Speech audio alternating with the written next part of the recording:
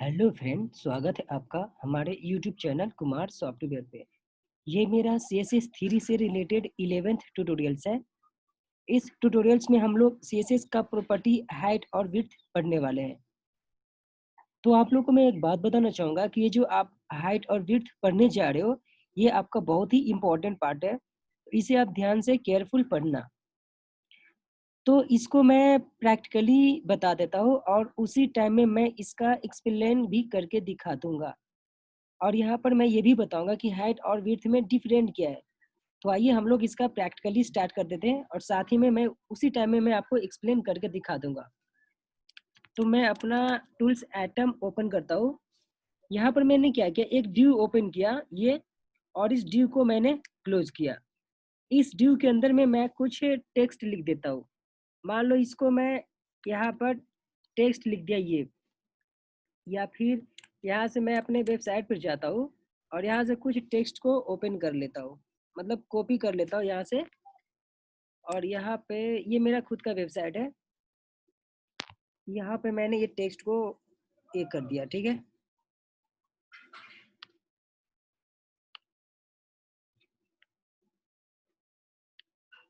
अब मैं क्या करता हूँ कि ये जो ड्यू है, इस ड्यू पे मैं स्टाइलिंग करने जा रहा हूँ। तो मैं यहाँ पर क्या करूँगा, स्टाइलिंग करने का मैंने मल्टीपल वेज, 3 वेज बताया था, जिसमें से मैं यहाँ पर अभी फिलहाल इन पेज स्टाइलिंग टैग यूज करने जा रहा हूँ, ठीक है। यहाँ पर मैं ये हेड के नीचे, हेड में मैं यहाँ पर, आपको पता है कि इन पेज स्टाइलिंग टैग यूज करनी है, तो उसके लिए हम लोग हेड में स्टाइलिंग करते हैं और उससे पहले आपको स्टाइल टैग लिखना होता है। तो मैंने स्टाइल टैग ओपन किया और इसको आपको क्लोज भी करनी होती है। स्टाइल को मैंने क्लोज कर दिया। अब इसी स्टाइल के अंदर में मैं लिखता हूँ, ठीक है। तो यहाँ पर मैं अभी फिलहाल आईडी के थ्रू कर रहा हूँ, ठीक है। तो मैं, हम लोग को पता है, मैंने बता दिया आप लोग को सिलेक्टर के बारे में। ये मेरा हैश रिप्रेजेंट करता है आईडी, और आईडी का नेम मान लो ABC मैंने दे दिया। और यहाँ पर करली ब्रेस ओपन क्लोज कर दो। यहाँ पे आप करली ब्रेस, एक मिनट, ये क्या आ रहा है, करली ब्रेस ओपन और क्लोज किया मैंने। और यहाँ पे मैं फिलहाल अभी बॉर्डर इसका देने जा रहा हूँ। ये जो आपका ड्यू आपने जो बनाया है, इसका बॉर्डर मैं 4 पिक्सल, इसका स्टाइलिंग सॉलिड देता हूँ और कलर इसका रेड कर दिया मैंने। अब ये जो मेरा इसका मैं, ये जो मेरा आईडी है, इस आईडी को मैं इस ड्यू पे अप्लाई कर देता हूँ। तो आपको पता है यहाँ पर आईडी लिखना होता है। यहाँ पर मैंने आईडी लिखा इक्वल टू, और इस आईडी का नेम आपका ABC है, तो यहाँ पर आपको ABC लिखना है। अब इसको मैं रन करके दिखा देता हूँ फिलहाल आपका आउटपुट कैसा आएगा। एक सिंपल सा मेरा ड्यू में बॉर्डर बन जाएगा। अब देखो ये मेरा ड्यू है, इसके अंदर में मेरा बॉर्डर बन चुका है, क्लियर है। अब यहाँ पर मैं विड्थ अप्लाई करने जा रहा हूँ, ध्यान देना आप लोग। तो यहाँ पर विड्थ का मीनिंग क्या होता है, मैं विड्थ पहले बता देता हूँ। जब आप विड्थ लिखोगे, तो विड्थ को लिखने का 2 तरीका होता है। या तो आप विड्थ के अंदर में जो आप देते हो वो पिक्सल में दे सकते हो, या फिर परसेंटेज में दे सकते हो। तो ये दोनों में पहले मैं डिफरेंस समझाना चाहूंगा आपको। जैसे देखो, मैंने यहाँ पर अगर विड्थ लिया, विड्थ मान लो कि मैंने इसको 50 पिक्सल दिया, ठीक है। तो ये आपका विड्थ 50 पिक्सल ऐसा आ जाएगा। तो यहाँ पर विड्थ देने के 2 तरीके होते हैं। आप यहाँ पर पिक्सल भी दे सकते हो और परसेंटेज भी दे सकते हो। तो ये दोनों में डिफरेंट क्या है, कि जब आप पिक्सल दोगे तो ये आपका रिस्पॉन्सिव नहीं होता है। मतलब कि आपका जितना विंडोज होगा उससे बड़ा भी हो सकता है, छोटा भी हो सकता है। कहने का मतलब ये रिस्पॉन्सिव नहीं होता है। लेकिन आप यहाँ पर परसेंटेज दोगे तो वो आपका रिस्पॉन्सिव होता है। रिस्पॉन्सिव का मतलब क्या हुआ, कि आपका जो विंडोज जितना है उसके अकॉर्डिंग ये आपका एडजस्ट हो जाता है। मान लो कि आपका विंडोज 100% है और आपने यहाँ पर 50% पिक्सल दिया, 50% दिया, तो आपका विंडोज का ये 50% ये बन जाता है ऐसा। ये रिस्पॉन्सिव होता है। जैसे आप इसको छोटा करोगे विंडोज को, फिर भी ये ऑटोमेटिक एडजस्ट हो जाता है। लेकिन आप पिक्सल दोगे तो आपका ऑटोमेटिक एडजस्ट नहीं होता है। जैसे मान के चलो, मैंने यहाँ पर पिक्सल दिया और यहाँ पर मैंने 1500 या फिर 500 पिक्सल दिया ऐसा, और इसको मैं इतना दे देता हूँ। तो ये देखो, ये मेरा विंडोज से बाहर चला गया, इसको आपको स्क्रॉल करना पड़ेगा। देखिए आपको स्क्रॉल करना पड़ रहा है, ये आपका रिस्पॉन्सिव नहीं है। क्लियर है?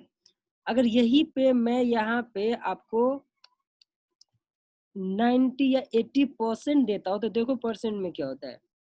परसेंट में आपने जैसे दिया, ये आपका इससे ज्यादा नहीं होगा। आप इसको छोटा भी करोगे फिर भी आपका विड्थ इतना ही रहेगा, मतलब कि आपके विंडोज के अकॉर्डिंग ये एडजस्ट हो जाता है। तो अगर आपको रिस्पॉन्सिव यूज करनी, रिस्पॉन्सिव आपको बनानी है, तो हम परसेंटेज विड्थ में देते हैं। अगर आपको रिस्पॉन्सिव नहीं बनानी है तो हम पिक्सल देते हैं। क्लियर है? तो ये था विड्थ। आप इसको, इस विड्थ को आप ज्यादा भी कर सकते हो। मान लो कि मैंने 100 किया, तो 100 करोगे तो आपका जितना ये जो विंडोज रहे, मतलब जितना आपका ये जो पार्ट रहेगा ब्राउजर का उतना आ जाएगा। ये ऑटोमेटिक एडजस्ट हो जाता है, ये आपका रिस्पॉन्सिव होता है। क्लियर है? अब मैं आप लोग को, ये तो आपका विड्थ था।